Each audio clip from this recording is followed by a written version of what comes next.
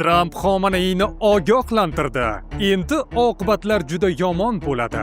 Ular xavfli chegarani bosib o'tishdi. Xomeney shuni bilib qo'ysin. Bunday qadamlar javobsiz qolmaydi. Eron yadro dasturidan voz kechmaydi. Sulh barbod bo'lmoqda.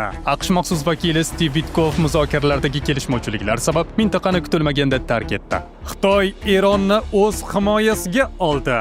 AQSh ustunligini yo'qotmoqda. Eron Xitoy texnologiyasi yordamida bu kemalarning aloqa tizimlarini butunlay ishdan chiqarish yoki ko'r qilib qo'yish imkoniyatini qo'lga kiritmoqda. Zelenskiy urushda qancha askari o'lganini ochiq qiladi. Kamida 55 ming nafar ukrainalik askar halok bo'lgan. Shu va boshqa xabarlarning to'liq tafsiloti doimgidek video davomidan o'rin olgan. Iltimosimiz, mehnatimizni qadrlagan holatda videoga albatta like bosib qo'ying. Biz esa xabarlarning to'liq tafsilotini e'tiboringizga havola qilamiz. Moskva oblasti va Sankt-Peterburgdagi hamyurtlarimizga 10 yillik ish stajiga ega ishonchli registratsiya va dokument xizmatlarini taklif qilamiz. Registratsiya, uni продление qilish, трудовой договор, uydamleniya, spravkalar, proverka bazalar va yana 20 ga yaqin xizmatlarimiz mavjud. Muhim eslatma, Amin ilovasi ishlamayotgani sababli registratsiya qilmaganlar zudlik bilan ushbu ishonchli xizmatdan foydalaning. Hoziroq ekraningizdagi raqamlarga qo'ng'iroq qiling yoki WhatsAppdan yozing. Yaqin Sharqdagi bo'ron oldidagi sukunat nihoyasiga yetmoqda. Butun dunyo jamoatchiligi Fors ko'rfazida kecha urib tushirilgan Eron droni va dengiz provokatsiyalariga Washington qanday keskin javob qaytarishini nafasini ichiga yutib kutmoqda. Xabaringiz bor, Eron neft tankeri AQSh kemasiga kecha xavfli darajada yaqin kelib, ochiqdan ochiq harbiy to'qnashuvga chorladi. AQShning bu harakatlarga nisbatan hozircha jim turgani jamoatchilikda turli savollarni uyg'otmoqda. Donald Trump ma'muriyatining bu vazminligi ortida aslida Tehronga qo'yilgan diplomatik tuzoq yotgan bo'lishi mumkin. Washington va Tehron o'rtasidagi diplomatik aloqalar uzilish yoqasiga keldi. AQSh maxsus vakili Steve Witkoff muzokaralardagi kelishmovchiliklar sabab mintaqani kutilmaganda tark etdi. Bu esa diplomatiya o'rnini harbiy bosim egallayotganidan darak bermoqda. Donald Trump Tehronga ochiq ogohlantirish yo'llab, oliy rahbar Ali Xomeneyni jiddiy xavf kutayotganini ta'kidladi. Obyektlar yo'q qilingandan keyin Eron rahbariyati mamlakatning boshqa hududlarida yangi yadroviy dasturni yashirincha qayta tiklashga urindi. Biz bundan to'liq xabardormiz. Ular xavfli chegarani bosib o'tishdi. Xomeney shuni bilib qo'ysin. Bunday qadamlar javobsiz qolmaydi.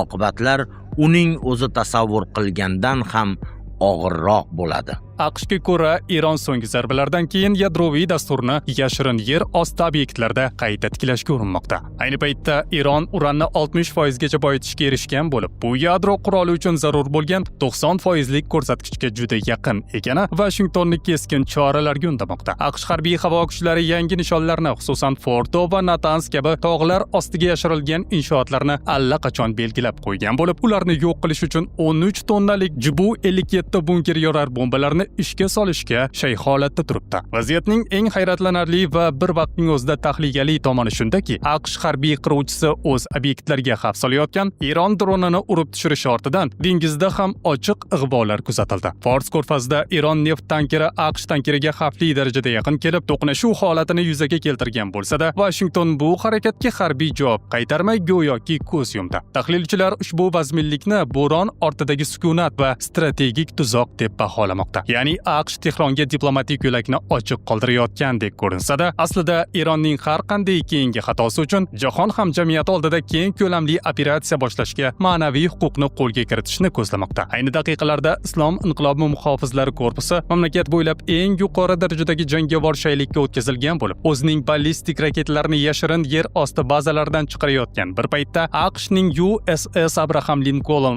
aviatashuvchisi Eron qirg'oqlarida manyovrlar o'tkazmoqda. AQSh vitse-prezidenti J.D. Vance vaziyatning mohiyatini ochiq tushuntirib, Eronning yadro quroliga ega bo'lishi butun mintaqada, jumladan Saudiya Arabistonida ham jilovlab bo'lmas yadroviy poygani boshlab yuborishini ta'kidladi. Agar Eron yadro quroliga ega bo'lsa, bilasizmi, ertasi kuni kimda yadro quroli paydo bo'ladi? Saudiya Arabistoni.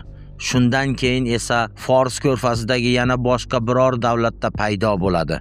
Shundan so'ng yadro qurollarining global miqyosda tarqalishi boshlanadi. Dunyodagi xavfsizlikka eng katta tahdid bu juda ko'p davlatlar yadro quroliga ega bo'lishidir. Shu sababli prezident Trump Eron yadro quroliga ega bo'lmasligini AQShning Xitoy, Rossiya va boshqa istalgan davlat bilan hamkorlik qilib dunyoda mavjud yadro qurollarini sonini kamaytirishga harakat qilishni ta'kidlab kelmoqda. Menimcha, tinchlik va barqarorlik yo'lida qilinadigan eng muhim ish aynan shu bo'ladi.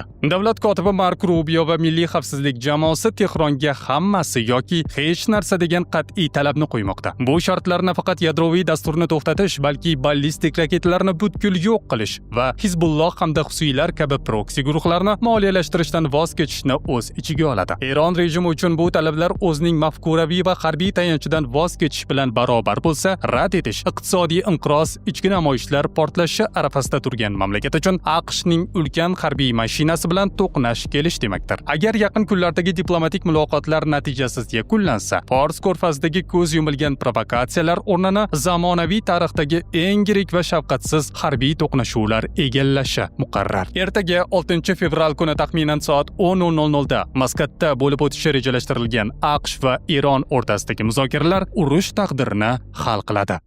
Dunyo nigohi Fors ko'rfazidagi AQSh aviatashuvchilarining Eronga ehtimoliy zarbalarga qaratilgan. Bir paytda Pekin va Tehron parda ortida AQShning harbiy ustunligini butunlay yo'qqa chiqaruvchi mudofaani mustahkamlaydigan yashirin bitim tuzmoqda. So'nggi 48 soat ichida Xitoy harbiy havo kuchlariga tegishli 16 ta og'ir harbiy transport samolyoti barcha signallarni o'chirgan holda Eron hududiga qo'ngani haqidagi xabarlar G'arb razvedka xizmatlarini oyoqqa turg'azdi. Bu yordam aynan juma kuni Ummonda o'tkazilishi kutilayotgan AQSh-Eron yadroviy muzokaralari arafasida sodir bo'layotgani tasodif emas. Tehron muzokaralar stoliga nafaqat diplomatik talablar, balki Xitoyning texnologik qalqoni bilan mustahkamlangan holda o'tirmoqchiga o'xshaydi. Ushbu operatsiyaning mohiyati shundan iboratki, Pekin Tehronga AQSh va Isroilning mintaqadagi mutlaq havo ustunligini yo'qqa chiqara oladigan texnologik qalqon taqdim etmoqda. Vulkan erkak kuchi va ishonchining yangilangan manbai, prostata bezidagi noqulayliklarni kamaytiradi, jinsiy faollikni qo'llab-quvvatlaydi va organizmning tabiiy quvvatini tiklaydi. Atigi 5-7 kun ichida sezilarli o'zgarishlar, o'zingizni yengil, baquvvat va ishonchli his eting. Muammolaringiz ortda qolishi uchun endi uzoqqa borishingiz shart emas. Vulkan siz izlagan tabiiy yechim. Buyurtma berish uchun hoziroq ekraningizda ko'rinib turgan raqamlarga qo'ng'iroq qiling. Faktlarga ko'ra yetkazib berilgan yangi avlod metrli to'lqin diapazonida ishlovchi lokatorlar hatto eng zamonaviy F-35 ko'rinmas qiruvchilarni ham 450-500 km masofadan aniqlash imkoniga ega. Shuningdek, raketlarning GPS va sun'iy yo'ldosh aloqasini 300 km radiusda butkul bo'g'ib qo'yuvchi tizimlar ham Eronning yadroviy obyektlari atrofida o'rnatila boshlangan. G'arb ekspertlarining fikricha, Pekin va Tehron strategik jihatdan o'yin qoidalarini o'zgartirmoqda. AQSh Fors ko'rfaziga o'zining ulkan kemalarini jamlayotgan bir paytda Eron Xitoy texnologiyasi yordamida bu kemalarning aloqa tizimlarini butunlay ishdan chiqarish yoki ko'r qilib qo'yish imkoniyatini qo'lga kiritmoqda. Bu esa ochiq harbiy to'qnashuv yuz berganda G'arbning yuqori aniqlikdagi raketalarini shunchaki nishondan chalg'itib yuborish yoki ularni havoning o'zida aqldan ozgan temirga aylantirish deganidir. Xitoyning bu harakati uning mintaqadagi uzoq yillik ehtiyotkorligidan voz kechib, Eronni o'zining strategik himoyasiga olganidan dalolat beradi. Mazkur operatsiya fonida yana bir muhim fakt e'tiborga loyiq. Xitoy ushbu texnologiyalar evaziga Eronning Janubiy Pars konidan olinadigan neft va gaz yetkazib berish bo'yicha 25 yillik imtiyozli kelishuvni yanada mustahkamladi. Masalaning eng o'tkir tomoni shundaki, ushbu yashirin havo operatsiyasi aynan AQSh va Isroil Eronga nisbatan harbiy choralar ko'rishni muhokama qilayotgan hamda Ummonda yadroviy muzokaralar boshlanayotgan bir vaqtda sodir bo'ldi. Tehron endilikda muzokaralar stolida shunchaki diplomatik himoyaga emas, balki Xitoy tomonidan taqdim etilgan real harbiy texnik daxlsizlikka tayanadi. G'arb razvedkasi uchun sezilmas tarzda o'tkazilgan bu tezkor amaliyot Pekinning istalgan vaqtda mintaqadagi urush xavfini jilovlay olishi va kuchlar balansini bir necha soat ichida o'zgartira olishini amalda isbotladi.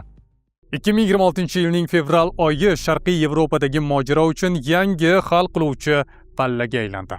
Rossiyaning keng ko'lamli bosqini boshlanganiga 4 yil to'larkan, Ukraina nafaqat front chizig'ida, balki xalqaro diplomatiya va iqtisodiy majburiyatlar iskanjasida ham murakkab tanlovlar qarshisida turibdi. Volodimir Zelenskiy so'nggi bayonotlari Washingtonning yangicha bosim uslubi va Yevropa ittifoqining moliyaviy strategiyalari urushning navbatdagi bosqichi qanday ko'rinish olishini belgilab bermoqda.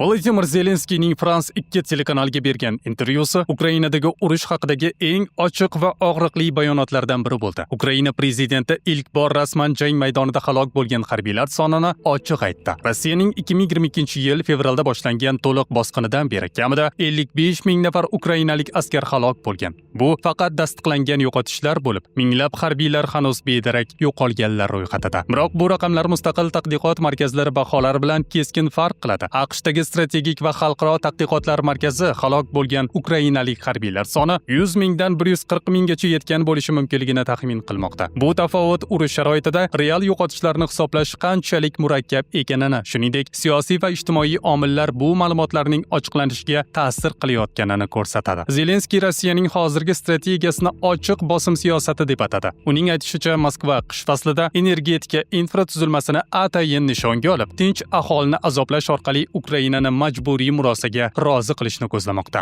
Prezident bu yondashuvni qat'iyan rad etib, buni Kreml tomonidan qo'yilayotgan ultimatum deya baholadi. So'nggi dron hujumlari va sovuq kunlardagi elektr uzilishlari aynan shu strategiyaning amaliy ko'rinishi sifatida talqin qilinmoqda. Ukraina rahbari urushni hududiy mojaro emas, balki davlatning mavjudligi masalasi sifatida ta'rifladi. Uning fikricha, mag'lubiyat mustaqillikning yo'qolishi bilan barobar. Shu sababli Kiyev muzokaralarda asosiy chiziqlardan chekinmasligini ochiq bildirmoqda. Agar biz bu urushda mag'lub bo'lsak, shunchaki mamlakatimiz mustaqilligini yo'qotamiz. Hozircha uni saqlab qolishga muvaffaq bo'ldik. Agar mustaqilligimizni yo'qotsak va Rossiya tarkibiga aylansak, bu mutlaqo dahshatli yo'qotish bo'ladi. Zelenskiy Yevropa yetakchilariga ham ishora qilib, Vladimir Putin Yevropani yetarlicha qat'iy kuch sifatida ko'rmayotganini ta'kidladi. Aksincha, uning fikricha, Kreml AQShdan, xususan Donald Trampdan xavfsiraydi. Chunki Washington qo'lida real bosim mexanizmlari, sanksiyalar, qurol-yarog' va iqtisodiy ta'sir mavjud. Prezident shuningdek urush Ukrainadan tashqariga chiqish xavfi borligini yana bir bor ogohlantirdi. Agar Rossiya to'xtatilmasa, keyingi nishonlar Yevropadagi boshqa davlatlar bo'lishi mumkin. Shu nuqtai nazardan Kiyev o'zini nafaqat milliy manfaatlar, balki butun Yevropa xavfsizligini himoya qilayotgan davlat sifatida ko'rsatmoqda. Zelenskiyning bu intervyusi diplomatik bayonotdan ko'ra ochiq signalga o'xshaydi. Qurbonlar soni ortib bormoqda, vaqt Ukrainaga qarshi ishlayapti va bu urushning natijasi faqat Kiyev kelajagini emas, Yevropa xavfsizlik tizimining taqdirini ham belgilab beradi. Bizda hozircha shular voqealar rivojini aynan bizning kanalda kuzatib boring. Kanalimizda yangi bo'lsangiz, obuna bo'lib qo'yishni, muhim xabarlarni o'tkazib yubormaslik uchun qo'ng'iroqchani bosib qo'yishni unutmang. Biz yana ko'rishamiz. O'zingizni ehtiyot qiling.